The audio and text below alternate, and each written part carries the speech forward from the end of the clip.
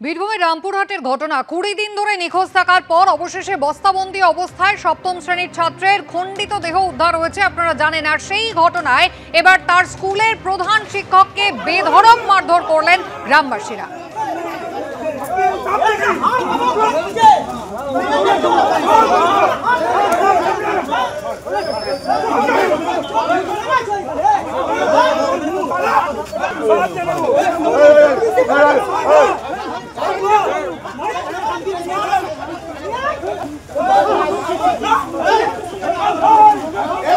ছাত্রী দেহাংশ উদ্ধারের ঘটনায় অন্য একজন শিক্ষককে পুলিশ আগেই গ্রেফতার করেছে।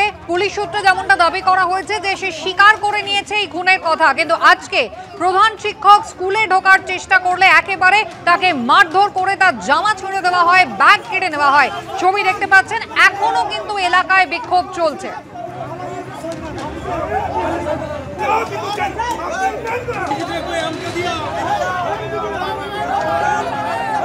পুলিশ তাকে জিপে করে নিয়ে যাওয়ার চেষ্টা করলে গ্রামবাসীরা একেবারে ধাওয়া করে পুলিশের গাড়িকে। কথা বলবো আমাদের প্রতিনিধি ভাস্কর মুখোপাধ্যায় রয়েছেন আমাদের সঙ্গে। ভাস্কর, প্রধান শিক্ষকের বিরুদ্ধে মূলত ক্ষোভের কারণ কি?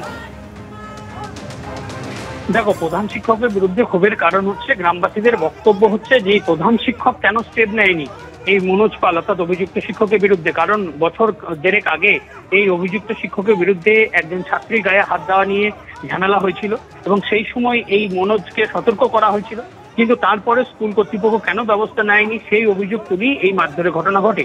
আর এই মুহূর্তে কুসুমিকা পরিস্থিতি খুবই উত্তপ্ত হয়ে উঠেছে। প্রচুর পুলিশ বাহিনী এসেছিল এসডিপিও রামপুরহাটের নেতৃত্বে, এবং যখন অবরোধ চলছিল অর্থাৎ স্কুলের সামনে গ্রামবাসীরা অবরোধ করেছিল, তাদের বক্তব্য ছিল যে শাস্তি দিতে হবে, যে শিক্ষক তাকে ফাঁসি দিতে হবে, এই দাবিতে অবরোধ চলছিল। হঠাৎ করে উত্তেজিত হয়ে ওঠে গ্রামবাসীরা এবং পুলিশকে বলে যে এলাকা ছেড়ে চলে যেতে হবে। এরপরে ধাক্কাধাক্কি শুরু হয়, শুধু পুলিশ নয় সাংবাদিকদেরও সেখান থেকে সরিয়ে দেওয়া হয় এবং বলা হয় যে চলে যেতে। পুলিশের সঙ্গে রীতিমতো পুলিশকে ধাক্কা দিয়ে সেখান থেকে বের করে দেওয়া হয় এবং বলা হয় যে তোরাই ব্যবস্থা নিচ্ছি বলেই, অর্থাৎ পুলিশ ব্যবস্থা নেয়নি বলেই এই ঘটনা ঘটেছে বলে তারা অভিযোগ করে। কিন্তু পুলিশ খুব ঠান্ডা মাথায় পুরো বিষয়টি তারা কন্ট্রোল করার চেষ্টা করছে। এই মুহূর্তে এসডিপিও, রামপুরহাট থানা আইসি প্রত্যেকেই তারা বেরিয়েছেন ঘটনাস্থল থেকে, অনেকটা দূরে তারা দাঁড়িয়ে আছেন এবং ব্যাপক রামপুরহাট থেকে ঝাড়খণ্ড যাওয়ার যে রাস্তা, এবং গ্রামবাসীদের বক্তব্য প্রথম থেকেই তাদের বক্তব্য ছিল যে কঠোর শাস্তি দিতে হবে এই অভিযুক্ত শিক্ষককে, এবং পুলিশ কিন্তু সেইভাবেই কেস সাজিয়েছে। কিন্তু এখনো পর্যন্ত মৃতদেহের যে নিম্নাংশ অর্থাৎ কোমর থেকে যে পায়ের অংশটা, সেই অংশ এখনো পর্যন্ত পাওয়া যায়নি। সেই অংশ কোথায় পড়ে আছে সেটা পরিষ্কার নয়। যে ধারালো অস্ত্র ব্যবহার করা হয়েছিল কাটার জন্য, সেগুলো এখনো পর্যন্ত উদ্ধার হয়নি, সেগুলো পুলিশ উদ্ধার করার চেষ্টা চালাচ্ছে। এবং এই মুহূর্তে গ্রামে উত্তেজনা রয়েছে এবং উত্তেজনা শুরু হয় যখন গ্রামে কিছু অভিভাবক তারা স্কুলের সামনে দাঁড়িয়েছিলেন। যখনই প্রধান শিক্ষক স্কুলে ঢোকেন তারপরেই উত্তেজনা শুরু হয়। তার সঙ্গে প্রথমে ধাক্কাধাক্কি, তর্কাতর্কি, ধাক্কাধাক্কি, তারপরেই তাকে মারধর শুরু করে। চর, কিল, ঘুষি, লাঠি দেওয়া হয় তাকে, তার জামা কাপড় ছিঁড়ে ফেলা হয় এবং কাঁধে যে ব্যাগ ছিল সে ব্যাগও ছিঁড়ে ফেলা হয়। এই মুহূর্তে রামপুরহাট থানার পুলিশ কর্মীরা ছিলেন, তাদের সামনে মারধর চলে।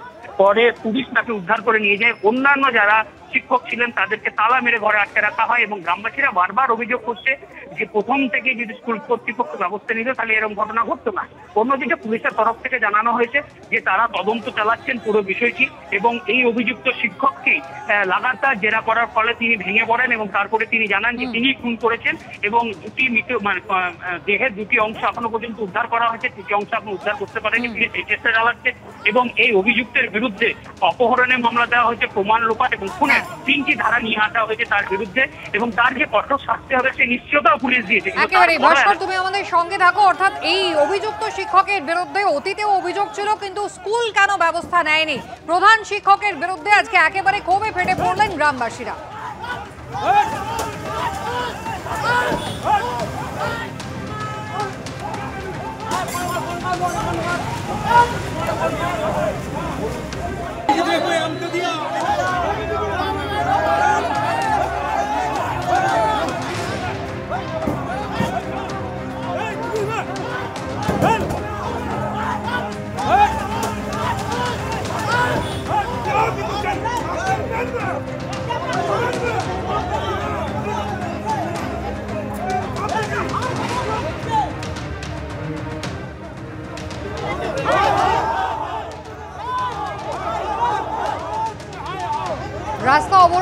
গ্রামবাসীরা বিক্ষোভ দেখান, পুলিশের সঙ্গে দফায় দফায় বচসা শুরু হয়ে যায় তাদের। দেখতেই পাচ্ছেন একেবারে রাস্তা বন্ধ করে দিয়ে তারা বিক্ষোভ দেখিয়েছেন দীর্ঘক্ষণ ধরে। বিশাল পুলিশ বাহিনী ঘটনাস্থলে পৌঁছয় এবং আজকে সকালে প্রধান শিক্ষক যখন স্কুলে ঢোকার চেষ্টা করেন তখন পুলিশের সামনেই অভিভাবক এবং গ্রামবাসীরা একেবারে প্রধান শিক্ষকের ওপর ঝাঁপিয়ে পড়েন। মারধরের জেরে তার জামা ছিঁড়ে যায়, তার ব্যাগ কেড়ে নেওয়া হয় এমনটা অভিযোগ। আর যখন তাকে অভিযুক্ত শিক্ষককে গ্রেফতার করা হয়েছে গতকালই, কিন্তু প্রধান শিক্ষককে যখন পুলিশ নিয়ে যাওয়ার চেষ্টা করে সেই সময় পুলিশের গাড়ি পর্যন্ত ধাওয়া করেন ক্ষুব্ধ গ্রামবাসীরা।